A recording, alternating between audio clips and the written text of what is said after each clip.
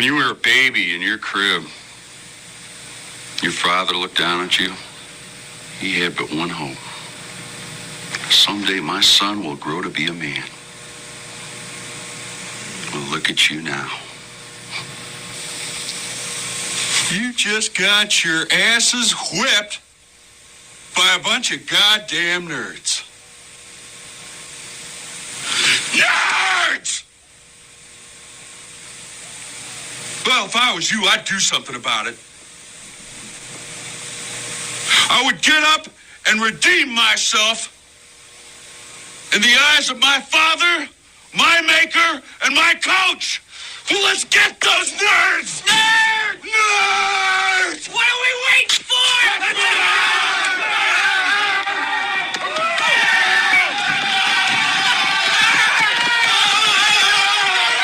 Hey, Andrew, can I ask you a question before we start? Sure. Do you know that we've got Bush? We've got Bush. What's going on, all you piss ants out there in podcast land, and welcome to Sleazebag Cinema. I am one of your hosts, Mick Jamison, and with me, as always, is the eminent Andrew Gross. Andrew, how you doing today? Hey, bro. What it be? Now, you're okay. People can't see this, but you're laying down on your couch as you record this with your foot up. Because I stepped on an empty Amazon box and almost fell to my death. And I'm convinced. But fell short of that goal and just wrenched my ankle, so I'm lying prone with my foot up because it's the only way I'm pain-free. I'm convinced that Andrew's family is trying to take him out, but he is not coming around. I'm in denial. If we can see each other, so if I see somebody sneaking up behind you with like a machete or something like that, I'll let you know. But I don't know how Jason mask, right? I don't know how fast you'll be able. I don't know how fast you'll be able to roll off of that couch with that bum leg. I hear you. So tonight we are talking about. I just realized this is our third episode. Yep. This is our third movie, and this is our third movie that was released in 1984. Which we've covered as perhaps the greatest year of movie history. That's right. Go away 1999. Go away like 1938 or 1939 when like Gone with the Wind and The Wizard of Oz were released. No. 1984 when Bachelor Party, Police Academy, and Revenge of the Nerds was the triumvirate of sleaze for 1984. Right. For our realm, which is sleazebag cinema, it is the greatest year in cinema history.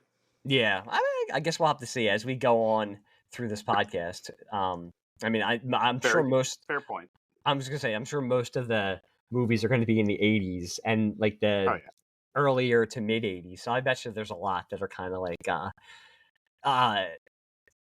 come out within months of each other that we just didn't realize. Well, but yeah, no, go on. Yeah, I think we're covering sleazebag cinema that it was, quote unquote, a hit. Now, there's certainly probably dozens of, as I like to call them, jiggle movies from the 80s, but we're getting the big hitters here. I mean, these were, I think, commercially successful and well-known or soon to be well-known performers in them. So yeah, we are kind of like knocking out the big hitters early. Yes, we are. But it's funny that you mentioned that because I was watching the extras on the DVD that I bought, and it was a hit, but the producers say that it could have been a bigger hit. The studio didn't think it was going to be as big of a hit as it was, so they didn't put them in as many theaters as they could have. Okay. And the theaters they were in, like, they were selling out. So after that first weekend, it did pretty well. And the producers were saying to the studio, like, why didn't you put us in more theaters? They opened them a little bit wider after it, and they made money. Like, they made their money back, and it was a hit.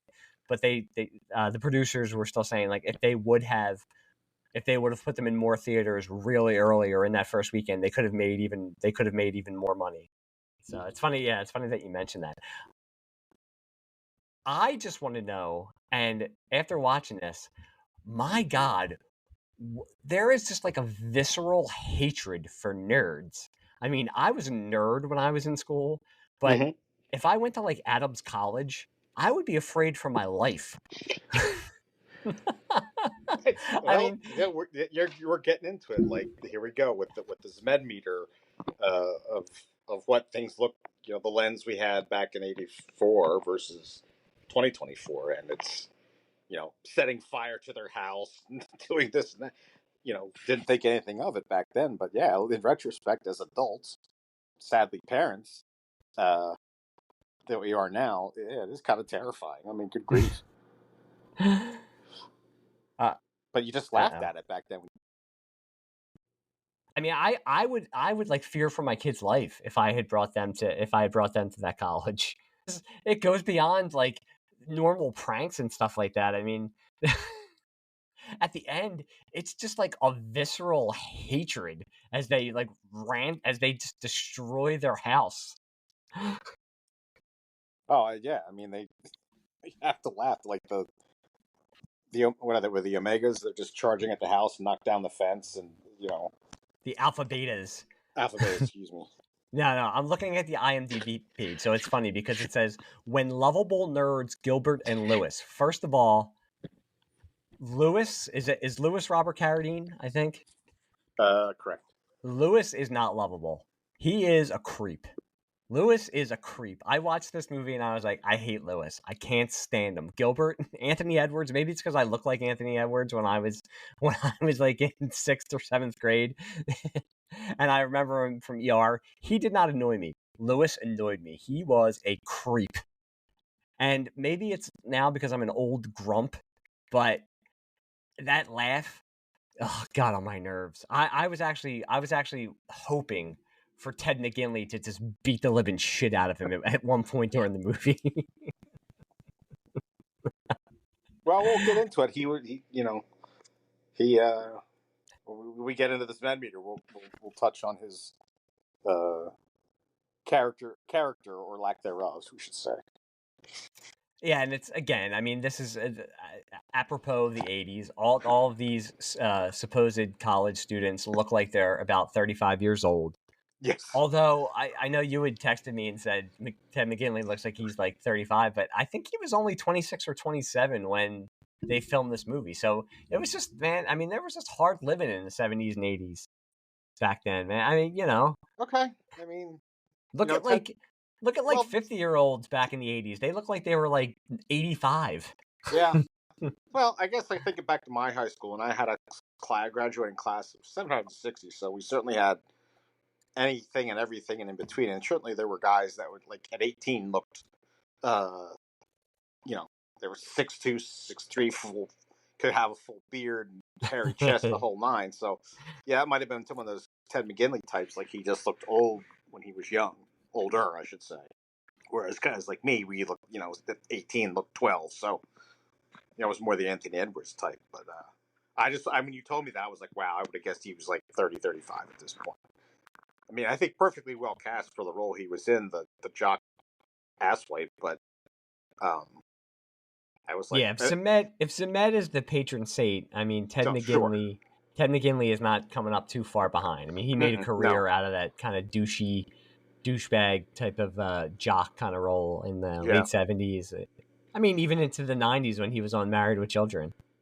That's right. That's right. He came in on that. I forgot about that. You're correct. Just like it has a really good cast. I was going online and just checking out stuff about the movie, and they said that. Let's talk about this. So, go ahead. So was Ted McGinley? I think he had some fame going into the movie. He did. He had already been on Love Boat and Happy Days. Okay, so there you go. I knew it was something from. I knew it was okay. How about now? This is something we talked about a while back, but their father, who was driving them to the college, I don't think he was a known quantity at that point. James Cromwell, he was known in 70s TV. He was known in 70s TV, but he got bigger after. You're correct. Yeah, I mean, he's certainly so. He was not. He had not hit. How about? Real fast. We always bring it back to MASH. It was down to him and Mike Farrell when they cast BJ. He was the finalist with Mike Farrell, for BJ, and obviously Mike Farrell got it. He guest starred on MASH. He guest starred as BJ's one of his friends who was a practical joker. Okay, I remember that episode. Yep, Yes. yep. Yeah, but yeah, I could have seen him as BJ. He was known for he used to guest star on not Barney Miller, excuse me, on The Family a lot. And I'm not saying that from experience. Oh I my just God. know from just like reading about him that in the 70s he guest starred on Barney Miller a lot. But yeah, he wasn't as big as he would become. He was like in the credits he's Jamie Cromwell, cuz I know him as James Cromwell. Sure, Yeah, sure. Babe, Pig in the City. He's been in Star Trek. He was in, yeah, he was Zephram Cochrane in Star Trek. He was in the movie, and I believe he was in an episode or two of Next Gen. I could be wrong, but I'm pretty sure he was. Okay. Okay, Yeah, so I mean, Anthony Edwards hadn't broke big at this point. no, this was before Top Gun. And he did not come back. He came back in like a cameo in the second one, but after the first one, I think he was kind of out because I think he knew his career was was going a little bit better than some of the other people. So he supposedly cameoed in the sequel, but no, this was before Top Gun, which is funny Cool. just to see him playing because he's good as the geeky kid, Yeah, and it's just funny that he played Goose after this. I think he's a really good actor in the roles I've seen him in, like this one included. Oh, I mean ER. That's Yeah, what I knew. ER. Yeah, he was great. Curtis Robert Armstrong. Okay, good. I think this was one of his first. They were talking to him in the behind the scenes stuff, and he was also saying like he was auditioning for it, but it's not something that he really wanted. It was just something that he needed a job. So Okay. I think when this hit, he started. I think this helped him start get those. He was in Better Off Dead. He was in One Crazy Summer. He kind of like cornered the market on the booger like roles after this. But I think this was his breakthrough, and I think he's great in this movie. I've always liked him. We were talking about it before we started recording. I mean, he was on Moonlighting. He's an underrated character actor. Yeah, I kind of feel that's an actor script of every character actor. They're character actors, but they're underrated because they're never considered huge stars. But you think of the dozens of character actors we've known in our lives; they're all really good at what they do. Mm-hmm. Very, very good. Okay, yeah, I jumped a little bit to a minor character, but Robert Carradine. Family, I think he had been in stuff, but he had never. I don't think he'd ever been a lead in anything. And he was another one who was. He said like he really did not want to take the role. And some of the other people they were talking to were saying he is like the total opposite of his character. They said he would be one of the jocks beating up the nerds, which is hard. Really? Just because I think he made a career as a director after the Nerds movies and stuff. So he hasn't really been in front of the camera as an actor. But I mean, I've always just thought of him as Lewis. So I've always thought of him as like, being super nerdy. So it was kind of weird to hear them say that he would be one of the guys beating up the nerds. Yeah, I wonder if he kind of got, doing this and the sequels. So you wonder if he sort of got typecast, and I don't know. He went behind the camera to keep his career going because I don't really remember him in much. He did a lot of like TV? Kids TV and like Nickelodeon and all that kind of stuff. That makes as a director. Yep, that's fair. Yeah, I've seen pictures of him now. He's got hair like, down to his shoulders, and he looks like he should be on a Harley at Sturgis or something. Oh, really? Yeah. I mean, I liked him in this role. I've liked him when I've seen him in those things. That's interesting. You said he didn't that these folks didn't really want the role, but it's kind of funny that people say this and then they strike gold with it. Well, the DVD I was watching, it was the 20th anniversary, so you could tell like a lot of the people. I mean, they seemed like they were all friends and they were kind of laughing about, but I think they knew like the first one was good, and then after that the quality kind of dipped, and they knew they weren't exactly making Shakespeare, but they still recounted that they had a really good time doing it. So I think they were honest about like the stuff they were making and where they were in their own career and their lives at the time. Now you're kind of a Wikipedia on the writers and directors. So, the director and writers, what other properties that you're aware of that they've done that are of note? To the director. He had done a couple movies, and he said he came in when he first saw the script and kind of shaped this a little bit more. I think it was the same kind of situation that we were talking about with Police Academy, where it went more over the top. And watching it Oh, again, okay. it was less over the top than I remembered it being.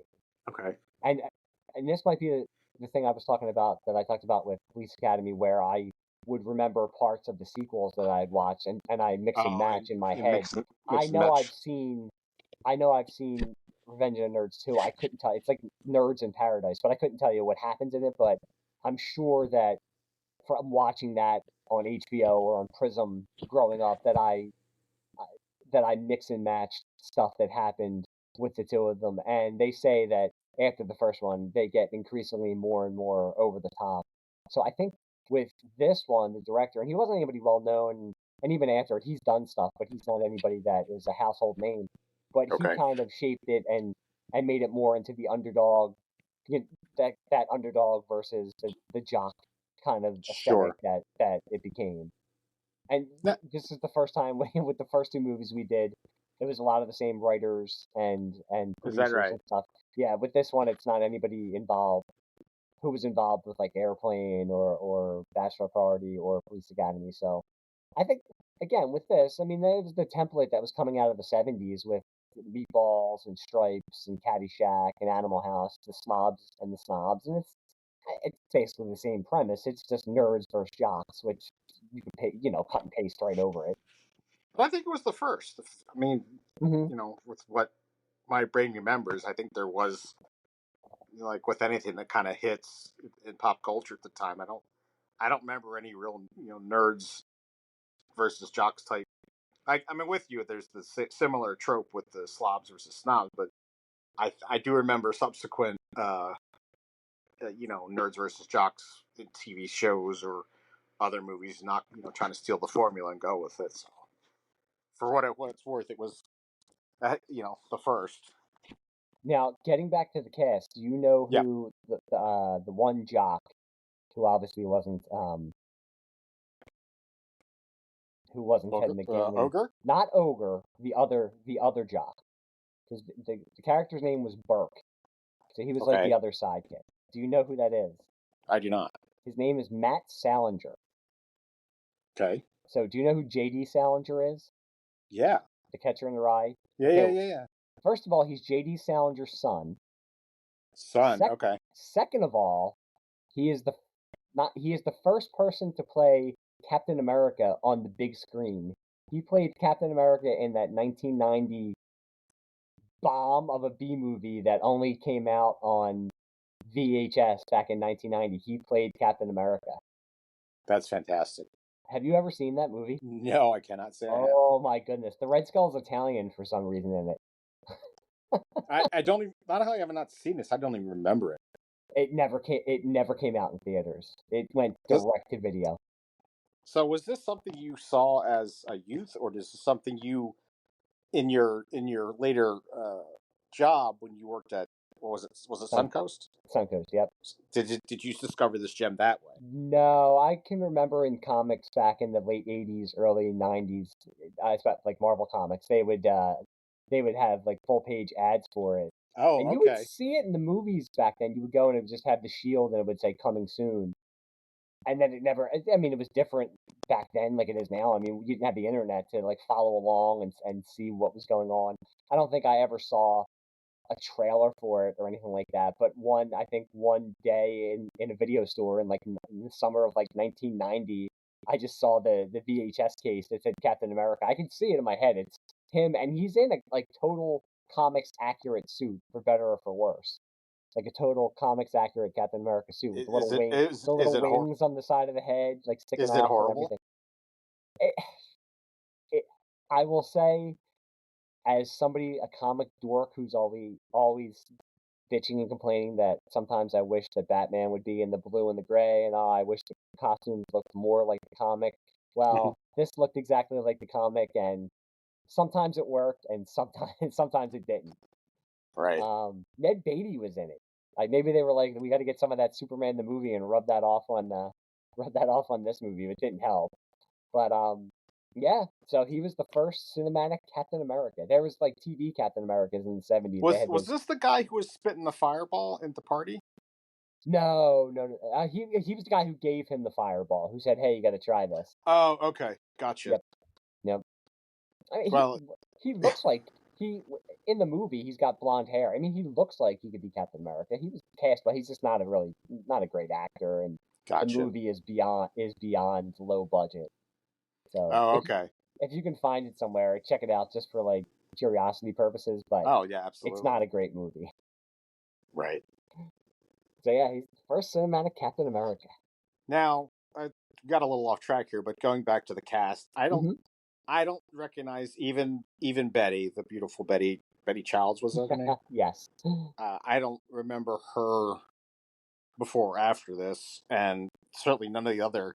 It's hard to recognize Anthony Edwards' girlfriend who that might have been. Yeah, But Betty Childs. any of the women of note before or after this, the No, women actually, actors? Betty Childs. The actress's name is Julia Montgomery. She did a lot of soap operas, a lot of TV, Okay, makes sense. She's beautiful. and yes, yeah, very much so. She was great on the behind Again, the I scenes thought stuff. she was like 35 in this movie, but okay. Sure, yeah, yeah. There's no way that that I'm going to say girls because they were girls when I was a freshman in college looked like that.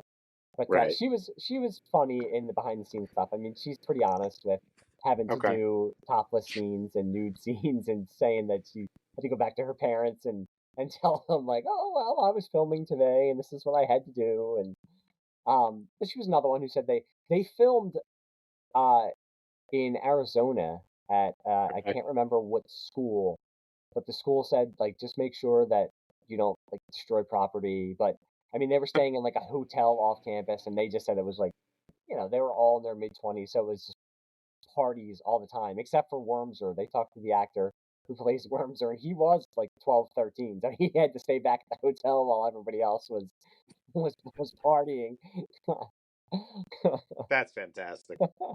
And I will admit, is it is Oh my God! Oh, sorry, something just hit my. Go ahead. Go ahead. no, go ahead. What? John Goodman. Holy shit! You didn't know that was John Goodman? I didn't remember until I rewatched it, but this is when we're reviewing the cast, and however we've seen them before. Yeah, our discussion here, and he's outside of Anthony Edwards. He's probably he's definitely gone on to tremendous success as an actor following this movie. Well, I was And gonna. was That's what. this is one of his big first breaks, I would think.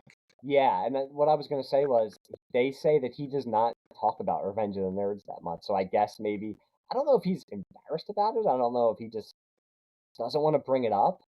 But they say he doesn't. I'm gonna tell you this. He is playing his scenes like he's in a Coen Brothers movie. That when he gives Mm-hmm. that speech at the end after they Oh yeah. lose and he's saying, when you were born and your father looked down in that crib, all he Right. wanted was his son to grow up to be a man. I mean, he's given like a fire and brimstone speech. And John Goodman, people I think just think of him for Roseanne. They don't realize how good of an actor John No, Goodman is, and how absolutely. like his range where he can do comedy, he can be scary, he can Right. be like the mentor.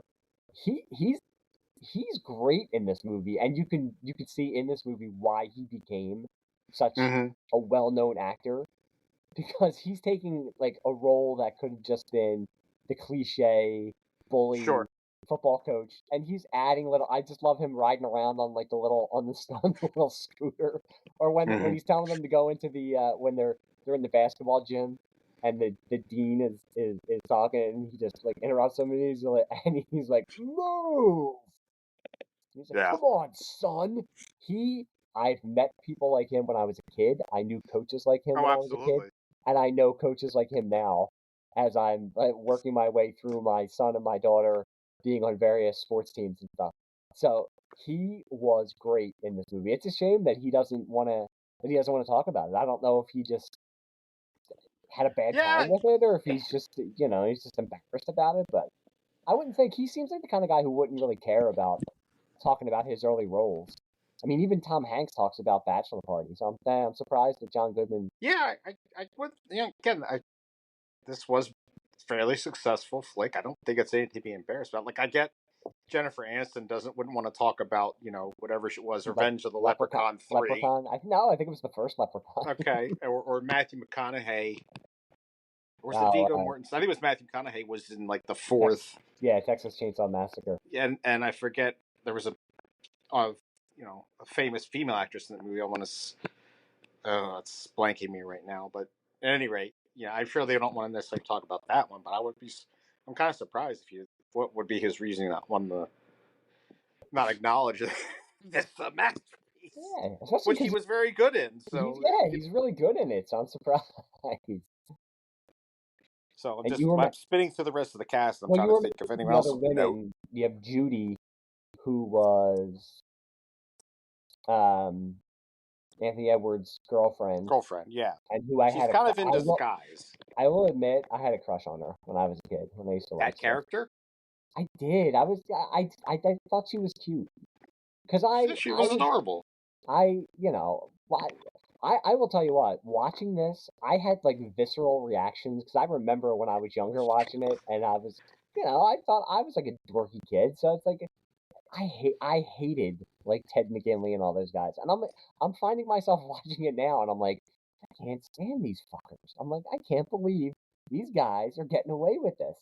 So when I was younger, I figured like, oh, I'll go to college and I'll meet like another nerdy girl who's nerdy like me, and we'll fall in love. I mean, luckily that didn't Doves happen. will sing. My Doves. Well, it was the mid '80s, so Doves will cry. Oh, fair. nice pull. So, question for you: when do you remember first seeing this?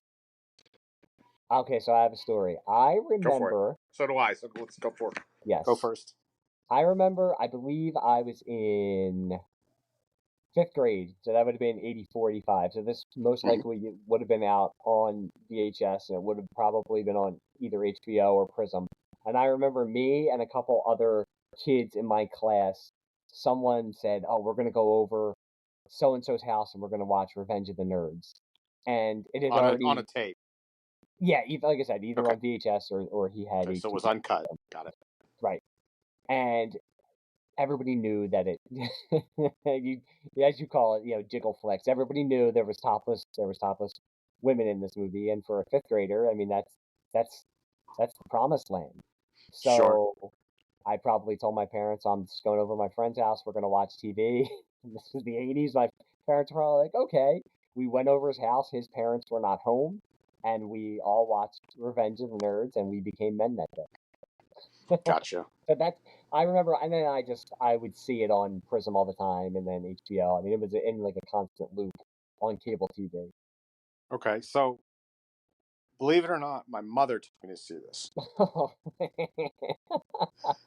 I gotta hear this. God bless her. She, she's like, because again, I'm not hiding in the fact I was a smaller kid, nerdy, I guess. I wasn't really that smart, so I don't know if I qualify as an out-and-out nerd. Maybe just a dork, but she took me this to get the wholesome message. Believe in yourself. Stand up for yourself. Da da da da da. Trying to give me that life lesson. But of course, all I remember was boobs.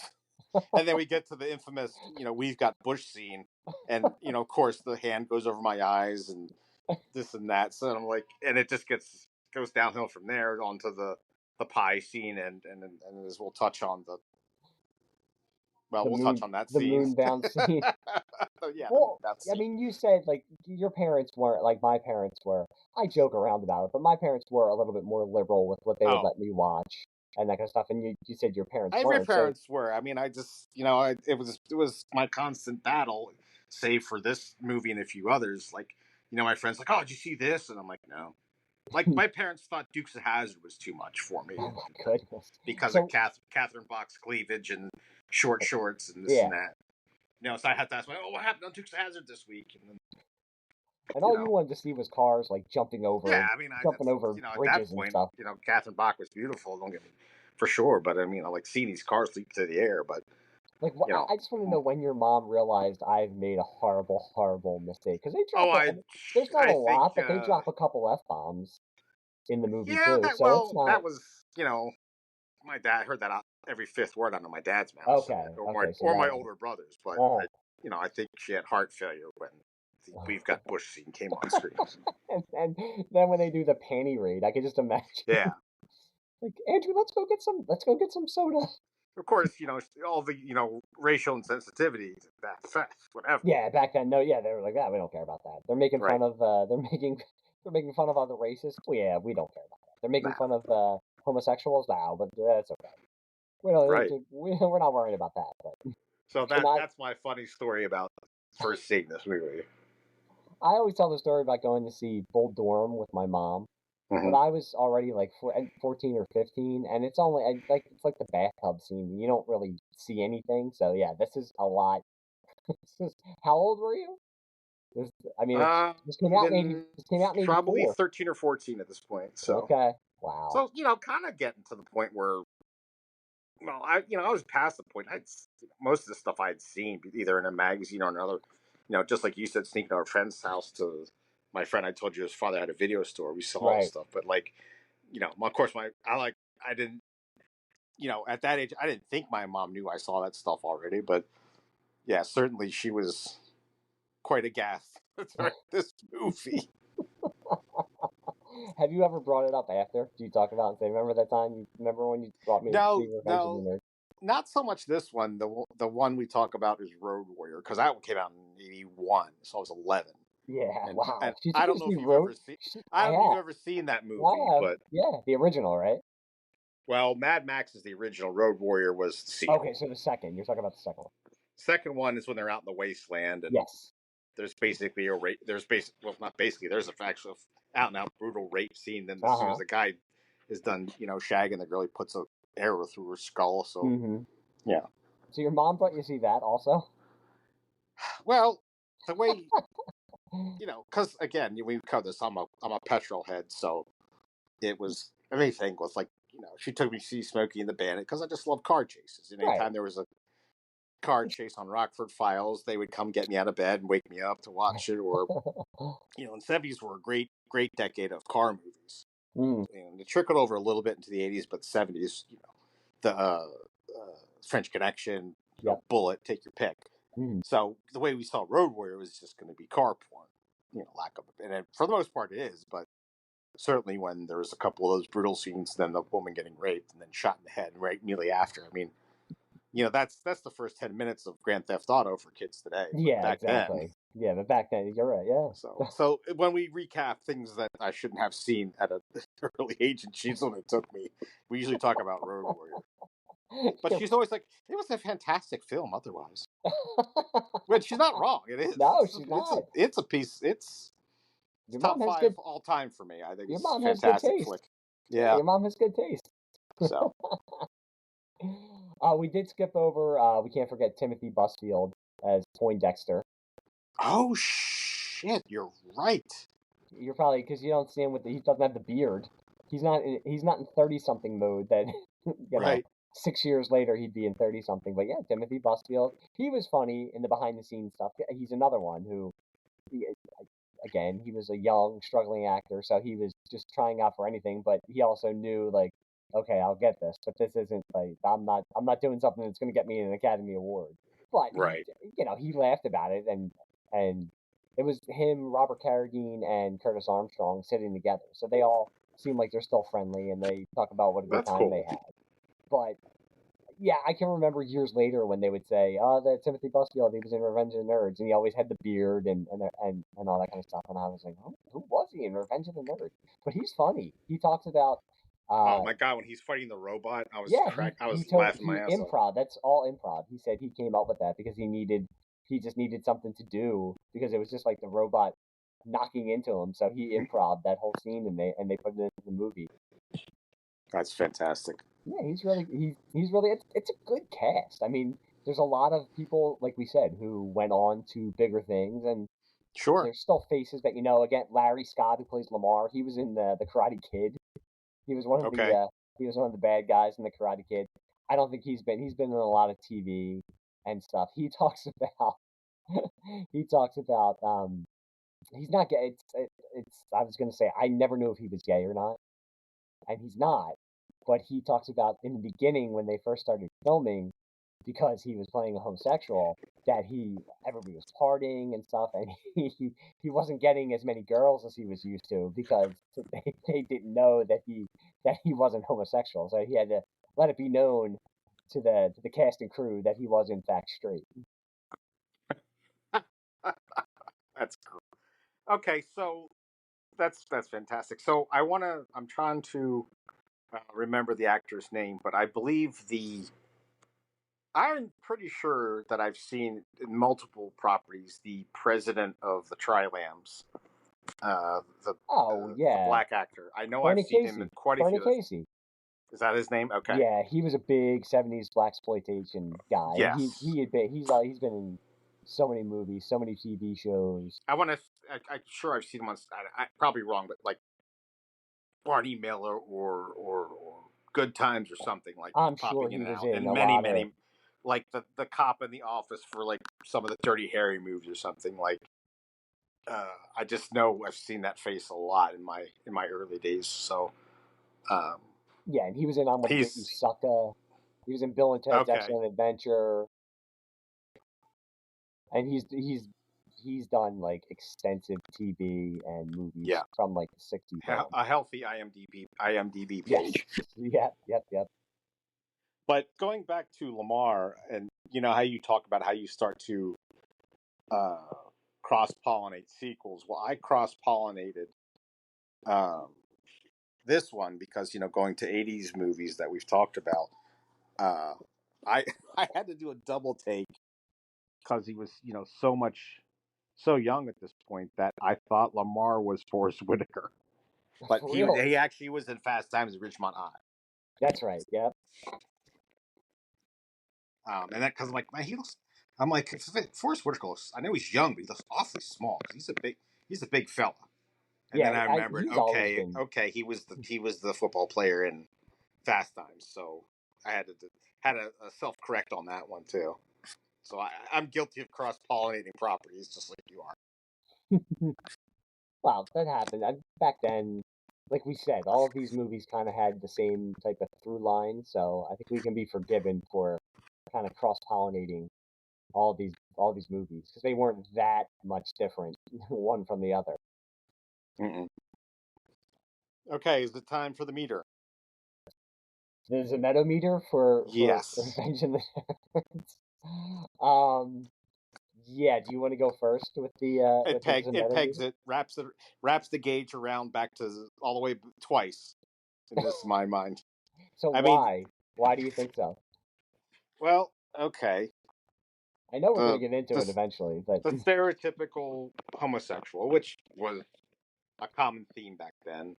even The though I goot. do think they treat him, he's never he's picked on, and there's one or two jokes at Lamar's expense, but I I still I don't think they never let like the nerds totally make fun of him. They totally accept him for what he is, and I don't think it goes too far or too. He never goes too.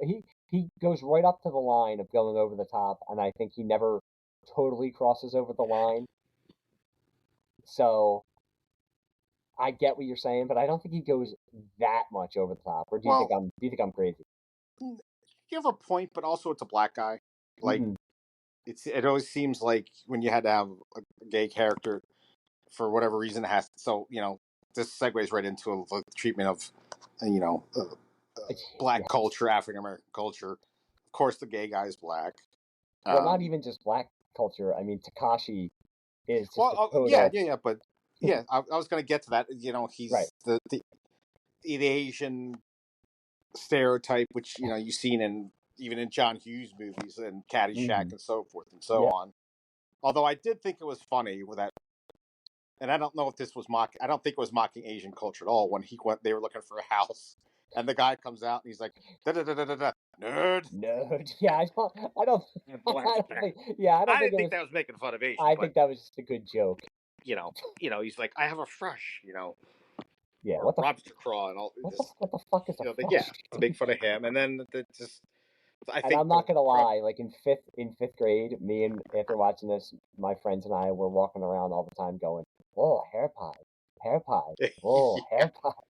But he's well after I forgot about the when they're having the party and it's like a really bad party and then Booger gets the bright idea of the Wonder Joints. I Wonder totally Joints, right? forgot about the Wonder Joints Wonder because Joints, that was something we also none of us back then had any like we kind of knew what pot was, but we had never right?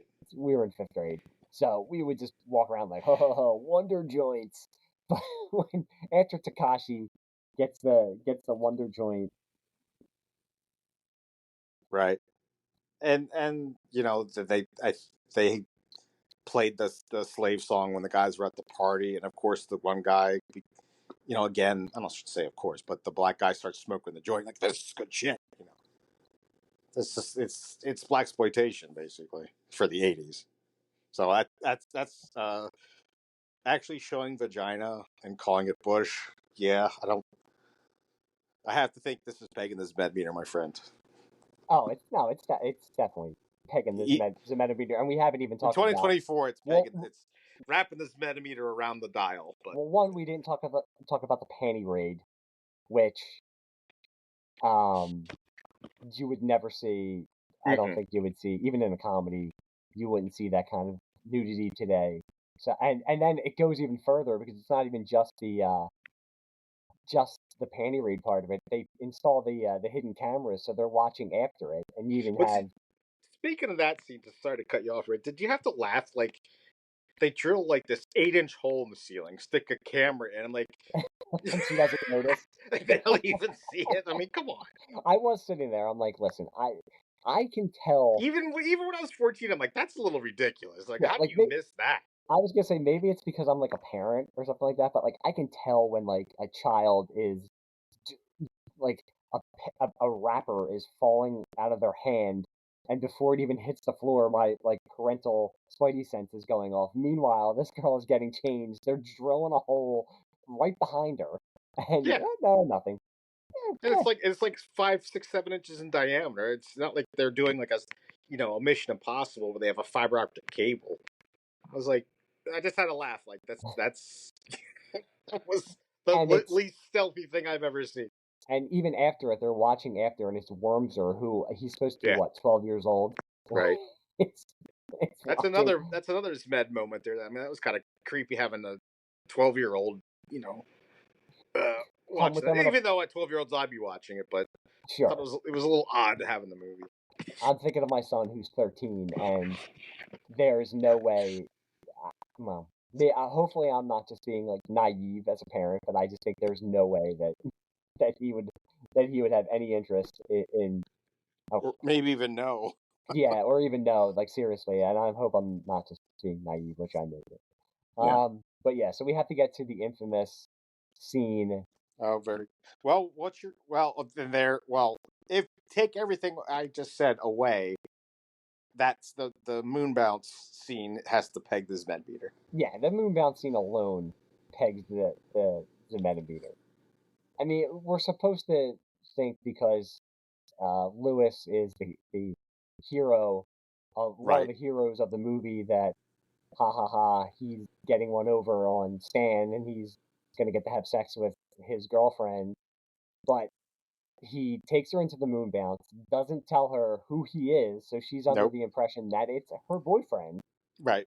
and then says, she even says, take off the mask, and he shakes his head, and she's like, oh, it's you getting kinky or something like that. Right. So he never says, I'm not your boyfriend. I'm I'm Lewis, the geek, the nerd who you've been making fun of. They have sex, and magically, she falls in love with him just because Right. they had sex because jocks all they think about are sports and nerds all they think about are women.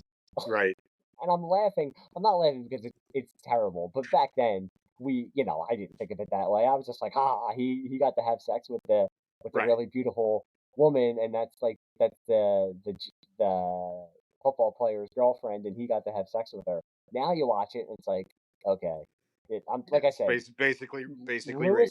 Lewis is a creep. Not even that, but like the whole thing where they're selling they're selling the pies, and they go up to look and see why they're selling so much.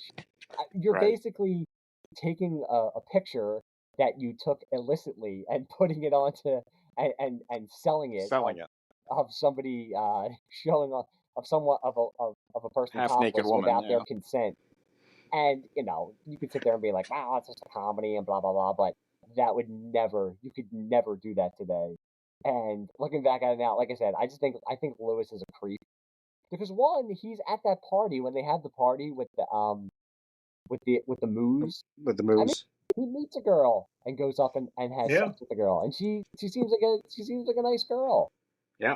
And I would love people who are way smarter than I am could talk on this, but instead of staying with the nerdy girl who they seemed like He's they still had a chasing connection. Betty Childs. Yeah, he's still chasing her, and she even says at the end, right before Anthony Edwards does his big speech, or after he does his big speech, when she goes off the stage and she's like, "I'm in love with a nerd."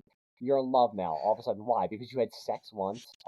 She had. I know, like at one point when they fixed up the house, she said, "Oh, look, it's nice. It's really nice what they did with the place."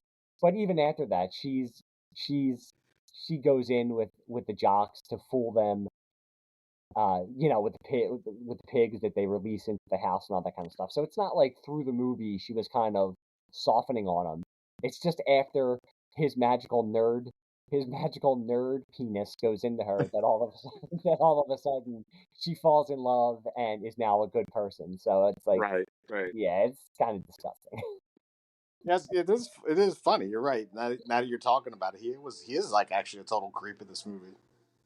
I can't the whole thing. None of this registered when I was 14, but now you mention it. No, you're watching it, and I see like that's the dynamic they're setting up with him and Gilbert, where Gilbert knows he's a nerd and is more wary about it, and I mean, it's nice. He has like a good relationship with his dad because they show in the beginning where his dad says, you're in college now and you're gonna do well. You're a good-looking kid. He says like you got your dad's looks, but he, doesn't realize that he's a nerd and thinks to. I mean, he even goes up to. That's how they kind of meet when he walks up to her and asks about if there's any fraternities they can join, and Right. Gilbert's like, I can't believe you asked her out.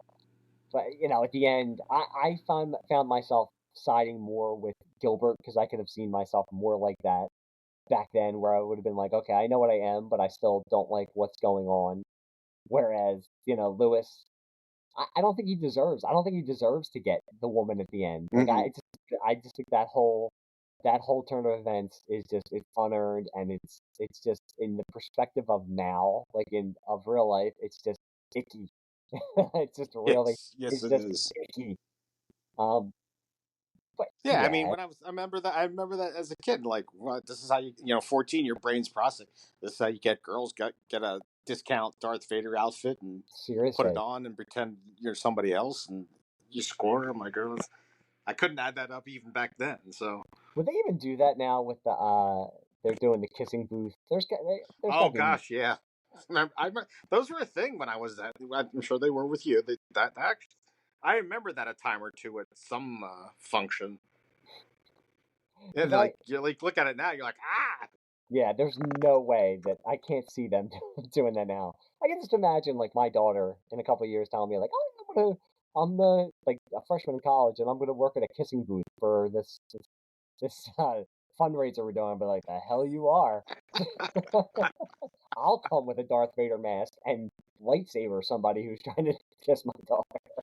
Yeah, But for carnival tickets. yeah, but like I said, I mean, I kind of like joked about it, but like all of a sudden, instead of immediately screaming, and she would have been justified screaming rape or slapping him in the face, she's Right. just again his magical penis has just turned her into a good person now, and I think in the sequels they're still together. I don't. I think I was kind of. Betty Childs came back. Okay.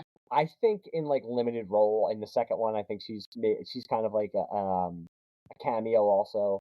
Okay. And then she came. I think the third one was a TV movie. Nerds in Space. Oh God, I'm surprised they didn't do it.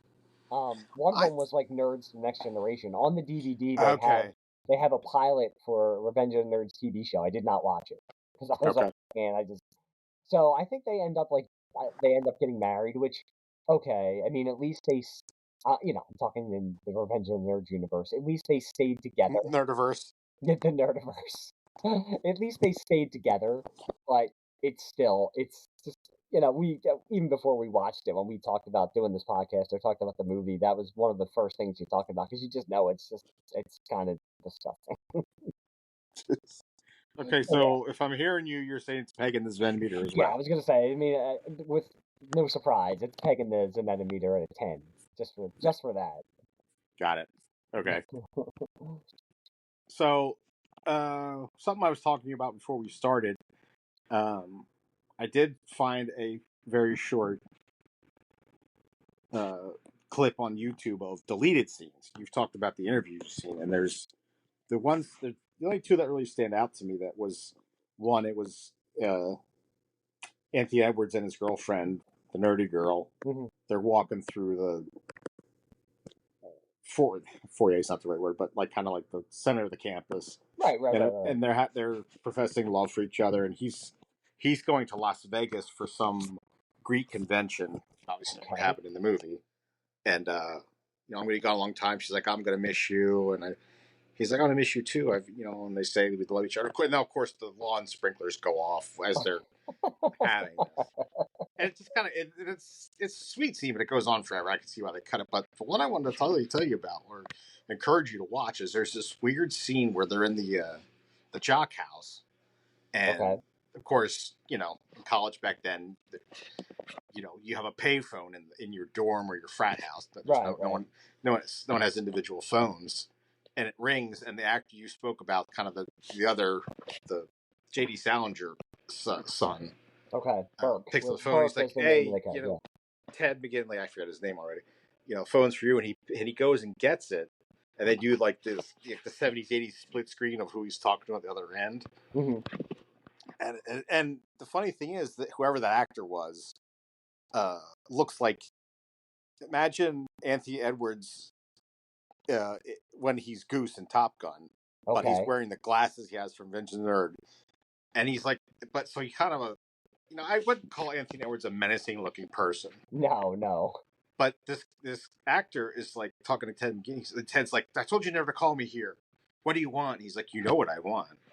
Like, he's like some bookie or mobster, like threatening Ted McGinley. And then he's like, all right, I'll get it to you. Just don't bother me here again. He hangs up. It's about a 2 or 3 minute scene, but you're trying to think, how the hell did that? You think of the movie and you watch that scene, like, how the hell did that weave into this story of jocks versus nerds? That Ted McGinley was getting kind of down by a mobster or a bookie or something, or gambling debt. Yeah, from, maybe from adult Anthony Edwards. And not only does he look like Edwards, like I said, I don't think he's a particularly menacing looking individual, but he's like wearing like pre-Miami Vice pastels. So even if, it's not like they're trying to make him like a mobster with like a black suit on, and slick back hair. He looks like Anthony Edwards on like, he's dressed for a vacation in Miami or something to that effect. It's a really bizarre scene, and I could never ever figure out how that would have been woven into the movie. So it's for those of you out there in our universe, check that out on YouTube. It's kind of funny. Yeah, maybe. I mean, I am like a big time movie nerd, obviously, because I do this podcast. But you read about movies where they'll film entire subplots that when it gets really? Okay. when it gets into the editing room, I mean, there's a lot of times they'll take these, they finish the movie and they'll do a first cut and it's 4 hours long because the director wants to put everything in, and then they got to start cutting, and they'll just take out whole subplots of stuff and just throw it away because once they figure out this isn't working, then we got to start getting all that stuff out. So who knows? Maybe they had something going on where on the side he owed money, and that was going to be some kind of added pressure on him, and then they figured, okay, we got to keep this at like an hour and a half, and we got to stay with the nerd storyline and not have this. But another thing too, and I could just talk about this a little bit more, is like the tone of that scene. Like, the whole movie that I, in my opinion, I'm sure you agree, is, every scene's lighthearted. This is funny. They're making spectacles of each other, making, whatever. Every scene, like this scene in the phone, is like from Sopranos. Like he definitely seems like he's scared for his life, and he's not smiling, and uh, Anthony Edwards' doppelganger on the other phone, despite his appearance. She's like, I'm gonna get this. Da, da, da. So it's so weird in that respect too, because and there's no other scenes in these deleted scenes clip that give you any context to that. So that's why it's I've to your point. I know about subplots, but I've always seen deleted scenes in other movies. Like, oh, I could see that being woven into this picture. I understand why they cut it for time, etc. This is one you're just like, what the fuck?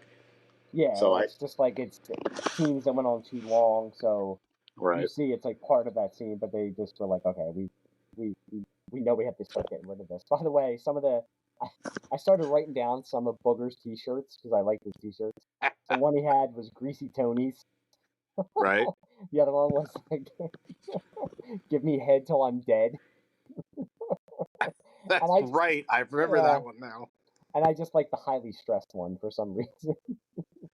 And I did forget. Remember when they go to the police station, or maybe it's the campus like security, and because they want to report that the house somebody threw the right. through the window, and the guy says, "We got that guy over there. We had to arrest him for mopery." What's mopery? He exposed himself to a blind guy.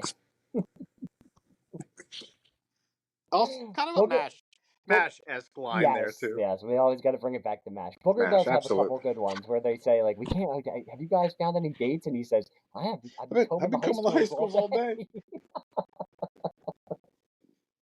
But even that, I will say, and again, because I hadn't seen it in so long, when they bring in, he was like, don't bring in the Omega Moves, or does he say they're pigs or whatever? But they bring him in, and I like that they treat them, they show, I mean, they bust out the Wonder Joints, but all of them party together, they all seem to like each other, so they don't use, it didn't, that's why I think I was, like, annoyed with the ending where, Lewis, he gets to get the girl, which I feel like is unearned, because they just have the other, I mean, quote unquote normal people, because they're not Ted McGinley or Betty, look like supermodels, but they all like get along together. I mean, like I said, Lewis goes up to the room with the one girl. You see all the other ones.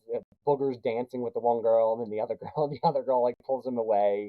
Poindexter, the girl throws herself on the Poindexter. So they didn't just use them as the butt of the joke, which I thought was kind of. I was expecting that. I was expecting them just to use them as like oh, the fat girl joke or something like that. You know what I mean? So, you've had you talked about how, like, your epiphany that Lewis was a real creep, and he was in this movie. But the other thing of watching this, that my epiphany was like, how is Booger a nerd? Like, they're all like nerdy looking, very intelligent computer scientist geeks. I get, Lamar is ostracized because he was homosexual. Worms is a young genius. They're all like, but they, the two characters, as they're getting ready for college, like, oh, this is the best computer science department. The girls are into music and computer science. Like, I'm still trying to figure out how Booger is a nerd. I can never, even after rewatching, I'm like, this doesn't make sense to me. But right on, he's fun. He's comic relief. I give it that. Was it just because he? I mean, he doesn't appear to be like a brainiac, basically, which is usually a qualification. Usually is a prerequisite for being a nerd. Was it just because he basically picked his nose and was disgusting? I don't know how that makes you a nerd, but right on. I know. Well, maybe he was just ostracized because nobody wanted to. I do when they're doing that the arm wrestling at the end, and he gets ready. They're both getting ready, and he just sticks his finger up his nose and puts it right down. But yeah, Booger could have easily. I know in the second one, Ogre becomes he's in the second one. Yes, but I know in the second one, Ogre becomes a nerd. Ogre becomes a nerd, right? So like Booger could have easily transitioned over into. I mean, he could have been a jock though. I mean, Booger was like one of those. He was like one of those guys in high school who was just like the stoner. Like he wouldn't have been hanging out with like. So I mean, I guess that's why he gets lumped in. He gets lumped into to being with the nerds. And we didn't talk about probably if the moon bounce scene isn't the most famous scene. The most famous scene is probably the talent show scene at the end. Where they do the music. Yeah, and I can remember all like me and my friends like trying to sing that rap and all that kind of stuff. That's something I obviously remembered, and I think it's known for. Sure. Booger Presley on the with Poindexter on the violin, and Lewis and Gilbert will be joining in. We got Booger Presley on the lead guitar. Oh, that's right. And a Booger's like rap Elvis. from little old me Lamar. Dressed up like I think they're kind of dressed. Are they dressed up like Devo? Lewis and Gilbert in like the yellow jumpsuit. All right, have we covered it? Yeah, I mean, I think I don't know if there's anything else we could say. Like we said, I mean, this would be for now. It would peg the Zmed-O-Meter at 10 for both of us. For back then, what do you think? Like out of 1 to 10 for the Zmed-O-Meter? I don't remember anybody ever anywhere, even my mom being up in arms about anything in the movie, so I have to give it like almost a 0. I don't think it for the time it came out, everything they did was in every other movie. So, I mean, I guess outside of the moon bounce rape, but all the other stuff that's offensive, it was par for the course back then. So yeah, I mean, it would probably be down a 1 or 2 back then. With all like how you were talking about, with all the racial stuff, nobody would blink an eye at. With all of that, I just had a thought here. What's that? I wonder why, basically it's just how we've just kind of covered all of this, and how offensive this movie is. Maybe that's why it's not streamable anywhere. I wonder if it's just been deemed as too hideous in today's culture, and through today's lens, it's kind of buried or very hard to find. It was easy to buy on it's on Blu-ray. It got a 20th anniversary release. Yeah, what am I talking about? I mean, for Christ's sake, you can watch porn. Yeah. Now, like, so what am I thinking? For as much as I'm not saying like it's not. There's not stuff on there that I mean, obviously because I said it, that's not like. But compared to other things that you can just click on your phone and look at. No, you're right. What am I thinking? But wait, real fast beforehand, I have a couple people chimed in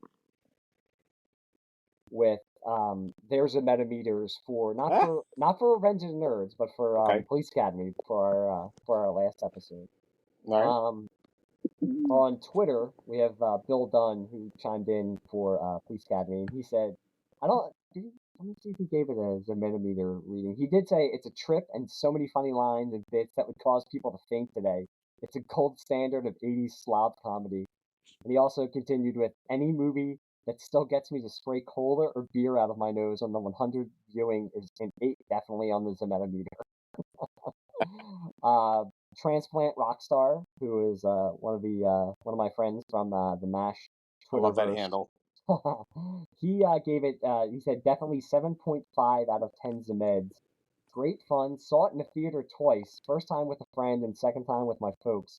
Still have fun with it. Most of it. Some scenes I fast forward over. I'm gonna have to ask him what scene. Okay. Yeah, definitely. We did have a nice mention from Bella Sissa, who is another MASH Twitter friend, who was just talking about podcasts that she's been guest on and that she listens to. And she first said if you're a MASH fan, check out Best Care 4077, which everybody should, Best Care Anywhere podcast. And if you like movies that never could be made today, you'll love Sleazebag Cinema. So I wanted to thank her for giving us a shout out. Awesome. And it's funny because that was the last one that I had on there. Our next episode, Bella Sissa will be guesting on this show. Oh, that's right. Yes. Do you want to tell everybody what we're going to be doing for our next episode?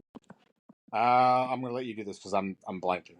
You're blanking? How can you be blanking? I'm sorry. Thank goodness I'm injured. That's right. You are high on goofballs. There you go. For our next episode, we will be doing. We're going to venture out of not only the 80s, we'll venture out of 1984, and we will be doing the Stone Cold classic, Mel Brooks, Blazing Saddles. Oh dear Lord. Okay. I cannot wait to do this. I can't wait to have Belsis on. Oh, that's got so much material in it. When I announced that we were doing this podcast, she was one of the first people to message me and ask if she could come on for this movie particularly. So I think it's going to be a lot of fun. I just want to say before we go, if anybody wants to reach out to us, well, first of all, if people can go on Apple Podcasts, give us a 5-star rating, give us a review. That helps us to get out there to more people. It would be really appreciated. If you want to share your thoughts on Revenge of the Nerds, or on Police Academy, or on Bachelor Party, or on Blazing Saddles, you can look for us on Twitter. We're Sleazebag Cinema. It's at SLEZEEBAG. But just look for Sleazebag Cinema and you'll find us. We're on Facebook if you look for Sleazebag Cinema. I don't know, only old people like me go on Facebook, so. I don't know if anybody else goes on Facebook. But yeah, like, reach out. Let us know what you think about the movies. Let us know Yes, what please. the Zmed-O-Meter ratings are for the movies, and let us know, give us some suggestions on what movies we should cover, because I'm sure there's movies that either we forgot about or we've never heard of that that you and I would love to revisit and be horrified by. So we're good. Anything else? Anything else you want to add? Nope. I wanted to get in my how I saw it story and the deleted scene that seems completely out of context with the movie. So yeah, I know. I'm gonna have to look into this now and see if I can discover anything yeah, it's about easy. this. Just YouTube Revenge of the Nerds deleted scenes, and you'll see it. Yeah, but I wanna try to like dig into it and see if there was like some kind of I'm with you. cut out subplot or something like that, where Stan Gable was being blackmailed by the mob. Yeah. He was taking his aggressions out on the nerds of the Adams College campus. My God, I was surprised I'm surprised they didn't murder one of them. I half expected to find somebody like strung up and like hung from the second floor balcony. And the dean would have, because he was like so ineffective, he would have been saying he was going to have the cops come in to investigate, and John Goodman's football coach would have been like, I don't think we have a problem here. Yes, exactly. But yeah, so everybody reach out to us. Let us know what you think. Let us know. Give us your Zmed-O-Meter ratings and give us your suggestions. And we will be back. I don't have an exact time because, kids and vacations and life. I would love to. My wife always says to me, like, can you make any money doing this? And I'm like, no. No. I can barely schedule time to actually record an episode. But we will be back soon. You'll see us on Twitter. You'll see us on Facebook. So yeah, I just want to say thank you to everyone. Thank you to Andrew, and we will see you guys soon. Clap your hands, everybody, and everybody clap your hands. We lambda, and make a move. And we've come here on stage tonight to do a show for you. We got a rockin' rhythm and a high-tech sound that'll make you move your body down to the ground. We got Poindexter on the violin, and Lewis and Gilbert will be joining in. We got Booger Presley on the main guitar, and a rap by Little Omi Lamar. We got Takashi beating on his gong. The boys and the moves are clapping along.